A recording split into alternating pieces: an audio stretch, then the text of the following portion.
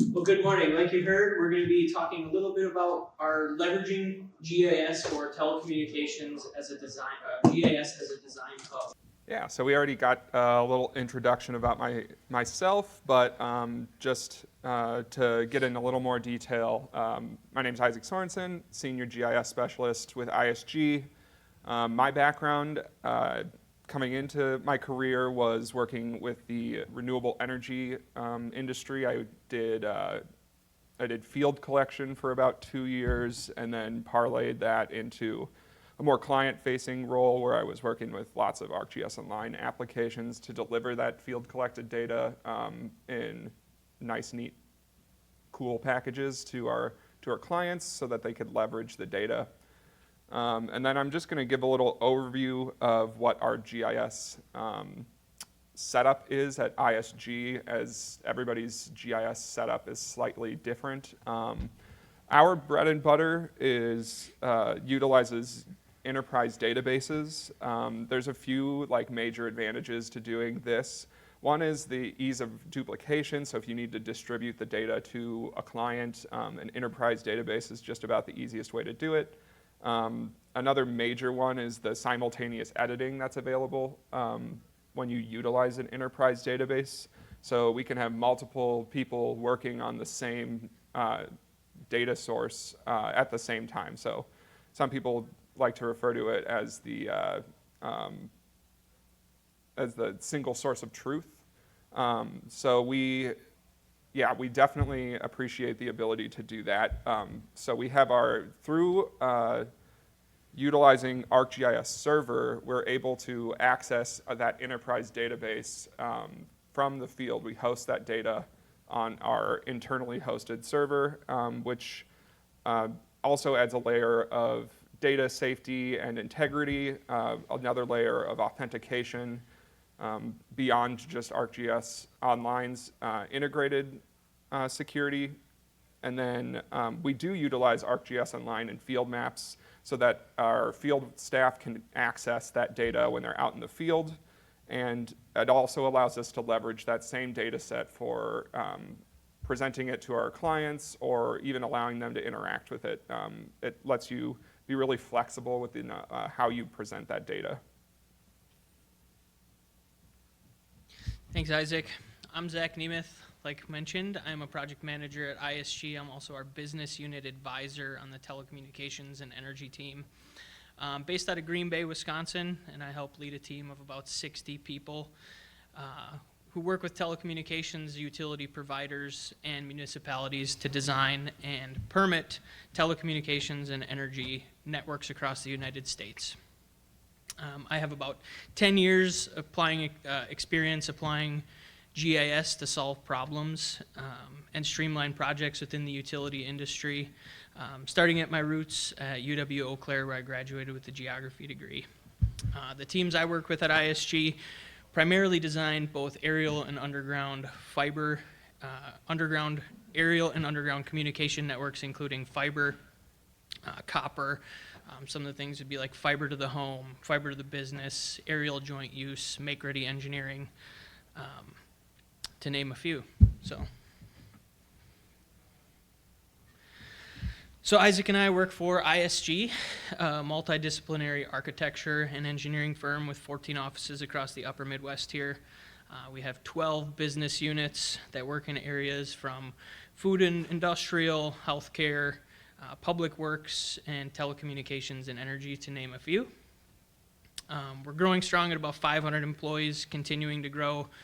We're all employee owners, so it's a 100% employee-owned firm, which really helps with the production of a lot of our advancement of our GIS. In support of our various business units, we also have dedicated support teams, such as our development services permitting team, as well as our applied tech team, where Isaac resides, who focus on our GIS, drones, and LiDAR integration across the firm. Before we start quick, I did want to poll the room and get a show of hands to get a sense of how many people here have heard of BEAD, or the Broadband Equity and Access Deployment Program. Awesome. Awesome. For those of you who don't know, BEAD is a part of the federally funded bipartisan infrastructure law for build-out of communication services to underserved or unserved areas across the U.S. In Wisconsin, we are set to receive just over $1 billion to support infrastructure development over the next few years, which has springboarded us at ISG into implementing various GIS tools to help solve our clients' problems, increase communication and transparency for all project stakeholders. Our basis of GIS implementation is the GIS Design Hub utilizing ArcGIS Pro. Yeah, so there's kind of two main components to our GIS Design Hub, and the first part is the data collection. We're lucky enough to have an in-house drone team who can collect high-resolution ortho images, and then also they have a LiDAR sensor that they can mount to the drone, so we can get like large-scale point clouds from flying the drones. And then hand in hand with our drone team, we also have a 3D scanning team that can kind of go in with like manual 3D scanners to scan sort of stationary areas and also generate point clouds. And then we also utilize 360 cameras that can be either mounted to the drone or to a vehicle, or even manually taken to generate those images. And the cool part is, like, all of that data that we collect with this, like, these high-tech solutions integrates super well in with GIS. Like, we do plenty of manual measurements and utilize field maps to record that information. But through the second component of our Design Hub, the data conglomerations, we're able to utilize all of that data in one map and create accurate and high-quality plan sets and permitting applications. So, and then this also takes into account the things that we know and love as data specialists, is like the public data sets from our counties and the state, and then also the high quality imagery that is taken at the state or county level as well. And then all of that comes together with our manually drafted data to create this GIS Design Hub, which is incredible for our clients, and also we're very proud of at ISG. So here's a little example of where we start off with a lot of our design. It starts off with a database compiling all of the layers that we're going to collect in the field, utilizing field maps, Esri's Field Maps app, like mentioned. The data collection is based off an enterprise geodatabase supported by a large schema and features such as attribute rules to assist with the complete and full data collection. This is a little bit of a local example showing some of the work we've worked on here in the Fox Valley and the surrounding area. Just a quick snapshot of one of our maps. Yeah, I think it does a really good job of, like, just if you look on the left side on the layers, you can see all the different things that our fielding staff are looking for to add context to the publicly available data here. With utilizing field maps and GIS as our base, we understood and progressed in developing a full geodatabase to accommodate various communication designs, from simple drop distribution to multi-hundred-mile county-wide projects with fiber-to-the-home projects. We've developed templates and workflows for individual clients. So we work with multiple clients who all have different requirements as to what they want included on their plan sets for construction.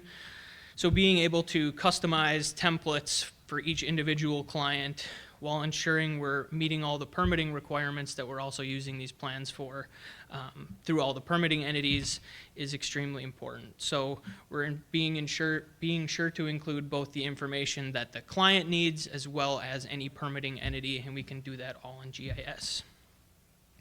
A few notable additions to our telecom design sheets or typical cut sheets we're producing for construction are the ability to produce traffic control maps or traffic control plans, fiber splicing documentation and schematics, as well as completing specialty permitting like DNR or DOT permits within GIS and being able to manage those there within.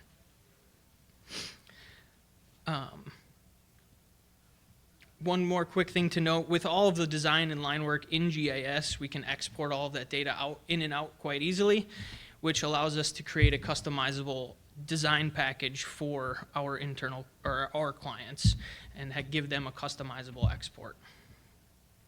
And once we realized our design and permitting workflows were ironed out, we knew that with GIS as our design core, we had more to offer. More to offer our internal stakeholders, external stakeholders, and we began implementing dashboards as a communication enhancement tool, as well as a project status tracker for clients, which allows them to go in and look at status of projects on their own time, or give them the ability to, versus sending out an email or follow-up meetings every week. Lets them keep track of the project at their own pace. Yeah, it's really cool, like the backstory behind this dashboard specifically. We had been sort of tracking the status of our projects through, for one specific client, through these project status attributes for a few months, and basically every week we were generating a summary email about what had changed in the project to keep them up to date with what our progress and our status with with how the project is progressing. So instead of doing that, we had the idea of coming up with this project dashboard. So basically, we didn't change the workflow at all for our project managers on the telecom team. They still update that same spreadsheet, but that spreadsheet is then scraped with a Python script twice a day, and it's uploaded to the Python script checks and sees what has changed, and then it uploads the changes to this feature service that feeds this map. And this feature service is feeding this dashboard and is giving the client a better way to interact with the data rather than trying to comb through an Excel spreadsheet. You can see all of the project detail information. You can quickly see the most recent projects on the right-hand side. You can filter by the project status or by the work order. And then you get some quick attributes here at the bottom, just showing the total counts for the different project sizes. You can also zoom. If you know your project is in a specific spot, you can zoom and it will filter down the list of projects. So yeah, it was a pretty cool integration of GIS to provide a better solution for one of our clients. It emerged quite seamlessly with our existing process, because we're usually using a map in one sort of another, or Google Maps or Google Earth or ArcPro through mapping systems, where now we've merged the spatial component of our maps that we would have on one screen with the tabular data that we had on another screen and include them all in one spot.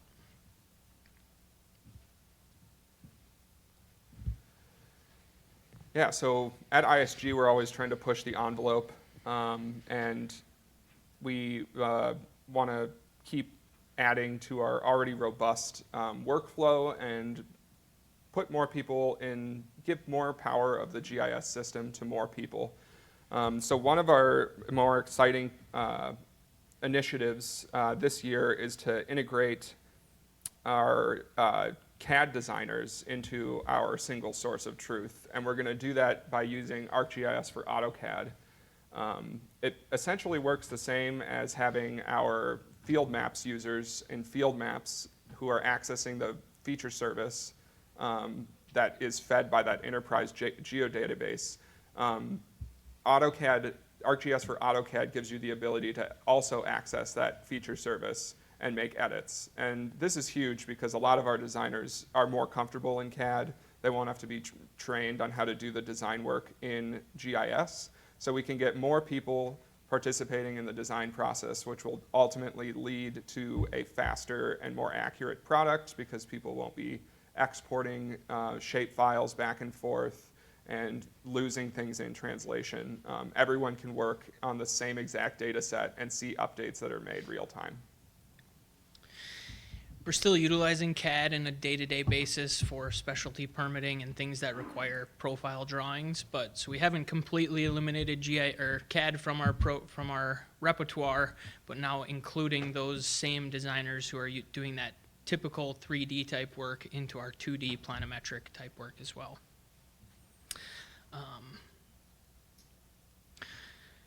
Another ongoing project we've been implementing is dashboards specifically for the management of our clients' projects. In this example, we're utilizing dashboards and web experiences to allow for collaboration between multiple entities, and in this case, an aerial joint use permitting tracker for intake, processing, design, and permit approval for various utilities. So there's a process called joint use where a telecommunications company can attach to a utilities company pole in some certain circumstances through applying for a permit, and those utilities need to manage that data on their own side so they know where projects are, what the status of each project is, what the scope of those projects are. And one of the big issues that we've encountered is the previous or incumbent systems did not have a spatial component. So not having a spatial component, you can run into issues where two telecommunications companies are trying to attach to the same pole at the same time, where that'll pose an issue when we're doing the design on the back end because who goes on top and who goes on bottom on order of the pole. So being able to track projects spatially through this dashboard and provide this to our clients where they can manage the projects and have a view of the projects we're managing is a big help to be able to improve efficiency of communication and transparency of projects to all stakeholders. I think I mentioned previously the old systems, the incumbent systems were tabular based and didn't have that spatial component, where adding the spatial component to the tabular data really gives us the full picture of a project.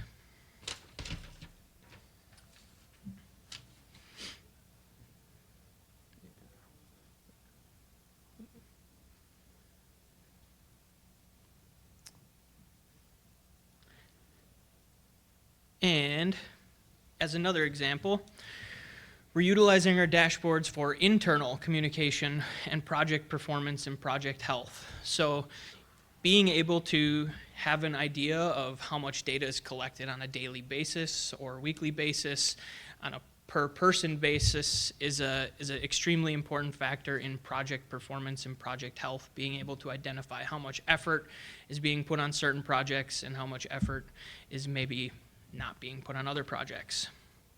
So being able to provide dashboards for our project management team to be able to visualize live time field collected data as well as design data that gets updated daily internally is a way that we can help manage our projects and make sure things are on track and not spiraling out of control.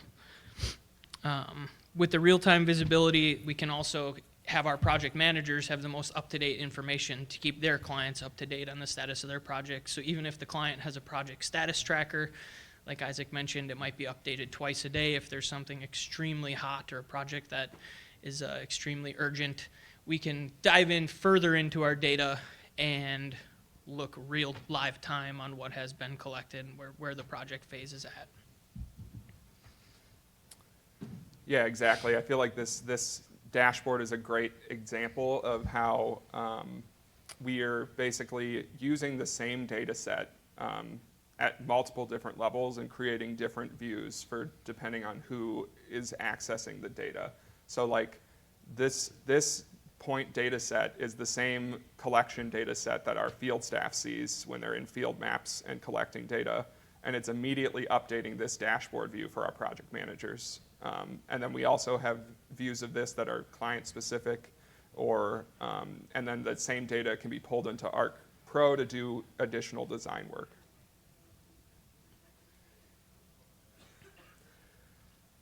Yeah, so we're going to get into a couple case studies here. So this one we've called From Spreadsheets to Smart to smart maps, how GIS solutions are transforming utility operations. And we just wanted to kind of run through a little bit about how we helped a client who had been doing all of their data collection manually get started in GIS. So we kind of led them through the process of getting ArcGIS Online set up and how to organize their data effectively so that they could immediately go and export the schema into their reports seamlessly. And it was great because we could be like, don't make the same mistakes that we did. And we were able to get them up and running within the matter of a month. And they're now using the platform, the ArcGIS Online platform, to do their data collection. And they can, the best part is they get to see the progress real time, and they've eliminated a lot of that like paper note taking and redlining, and it's streamlined their invoicing. So here's an example. This is real project data, but it's a snapshot in time of the project in progress. So because they had this data, like we had mentioned, like we have continued to mention, like this map is available in field maps for their staff to use, and they could go through and collect the data. You can see all of their facilities they were installing here on the left side, and a tracking meter of the total number. This really helped for keeping the project on track and getting accurate counts so that they could do their invoicing real time and get paid immediately for what has been installed on the project. And yeah, like the best part is they could just take this data, they can export it right from the dashboard, and it fits straight into their invoicing. So it was just a really streamlined process, and they were able to kind of get this product up and running very quickly, thanks to the help from ISG. As we wrap up, I did just want to highlight how ISG is continually building upon and updating our ArcGIS Pro as our telecommunications design hub for design, engineering, permitting, and reporting. So we're continuing to develop scripts for integration of data and automating of things like cut sheet generation, which have been a huge time saver in the advanced funding timelines that we're seeing. We're continuing to automate through attribute rules, which enforce the requirements and styles of our deliverables, providing sound, repeatable data. And then finally, our deliverables are custom tailored and formatted for our clients' intake to match their business operating system schemas, allowing them to interact and implement the data immediately and allowing them to make decisions and continuing to connect our country. Thank you very much. If you have any questions, I think we might have a couple minutes. Have you guys ever instituted a utility network for any projects? Can you repeat for the? Oh yeah, the question was, have we ever instituted any utility network for any of our projects?